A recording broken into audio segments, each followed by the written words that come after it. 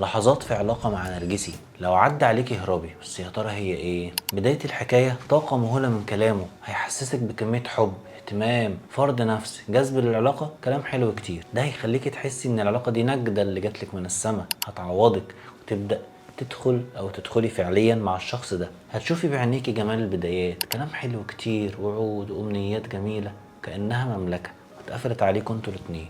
حرية مؤقتة.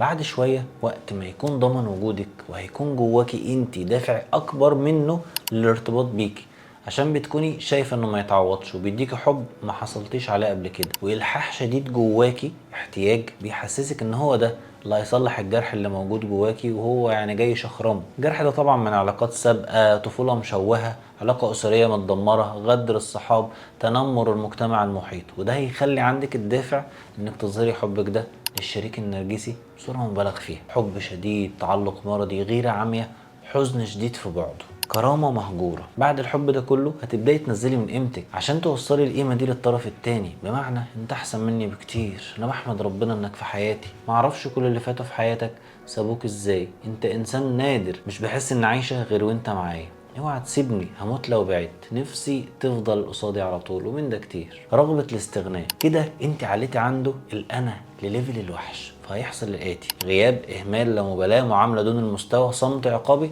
وشجار وخناق.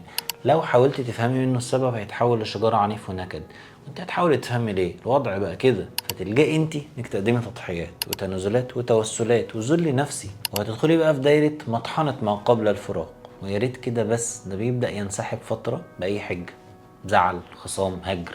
وانت بدورك مش هتسكتي، تفضلي تلح عليه بشكل مرضي وتتعبي.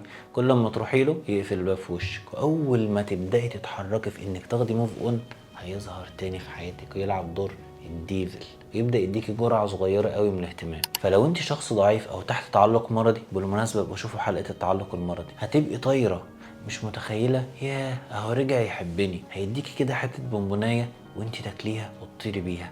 بس بعد ما يعدي اليوم هتلاقيه تاني يوم فعل وضع التجاهل وغير مبالي، وبيعمل سين وما بيردش اونلاين وشايفك ومش بيرد برضه. هو خلاص ضمنك تاني فهيرجع يبعد. ما انت اخدتي بونبونايه بس فيها سم، بالظبط كده، بيدس السم في العسل. كأن لسان حاله بيقول انت بتحاول تنساني، طب اهو شويه اهتمام، فكرك بيا انا مين، بس همشي. ويفضل يراقب. لو ضعفتي هيسيبك تتعذبي وتشوفي هو بيعيش من غيرك مبسوط، وسيبك تموتي. بس بالمناسبة هو مبسوط مع غيرك، لأن النرجسي عمره ما بيخلى من العلاقات والضحايا، بجانب إنه مش بيسيبك إلا لو لقى ضحية جديدة. محطات مؤلمة: واحد، هتوصلي لنقطة صعبة جدا ومش هتعرفي تعديها. اتنين، مرة واحدة هتبصي لنفسك وتقولي انا ما كنتش كده، ازاي بقيت بتنازل كده، ازاي كرامتي هينه عليا كده، ازاي بتذل كده، انا ليه حاسه بالوجع ده في قلبي، انا مش عارفه اعيش. 3، ميول انتحاريه. 4، نظره سوداويه. 5، رهاب نفسي، خايفه يسيبني، مش متخيله الحياه من غير الشخص ده، مش هلاقي حد يحبني، خايفه يدخل حياته حد تاني غيري، محدش هيبص لي، محدش هيحبني زيه،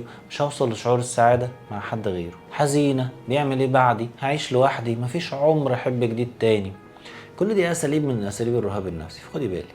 6، بقيتي شخص نكدي جدا، هتفضلي تنكدي عليهم بقى في حكايات وهميه من عندك، وادعاء للمرض ومشاكل في المجتمع او مع اسرتك هتخليكي شايله الهم، في حين ان هو ظابط نفسه جدا وبيعرف يخرج نفسه بره المود، بس انتي هتفضلي شايله همه وحاسه انك مسؤوله عنه، وبتحاولي تطلعي حلول عشان تطلعيه من مصايبه. 7، كل ما هتلاقي له حل تطلعه من مصيبة هيقفلها في وشك، وهيقفل كل البيبان عشان يعيشك مأساة حقيقية وتفضلي في دراما.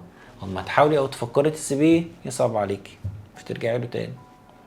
8، هيزعلك جدا وهيخليكي تصدقي انك انتي السبب، بالرغم ان مش بيكون ليكي اصلا ذنب في اي حاجة، وهيخليكي تحسي بالذنب دايما وبالندم والخوف. 9، هيفقدك الثقة بنفسك، يعني انبسطي بقى بعد ما عطاهالك ويحسسك انك شخص قليل، وانه لو انتي لمحتي له انه بيخونك فانت السبب. 10، هيفهمك ان الدنيا جايه عليه وهو غلبان جدا ومسكين، ومع الايام هتكتشفي كميه الجحيم اللي عاشها كل شخص دخل حياته وتشفقي عليه. 11، لو حاولتي تسيبيه بشكل نهائي هيحاول يدخل حياتك بصورة أصدقاء أو يرميلك حد من طرفه يفضل يفكرك بيه طول الوقت، ويجيب لك أخباره أو يبعت لك من أكونتات فيك عشان تفتكري إن هو لسه عايزك فتروحي تكلميه بشكل مباشر، أو يبعت لك بقى على صراحة برضه لنفس السبب عشان تروحي تكلميه.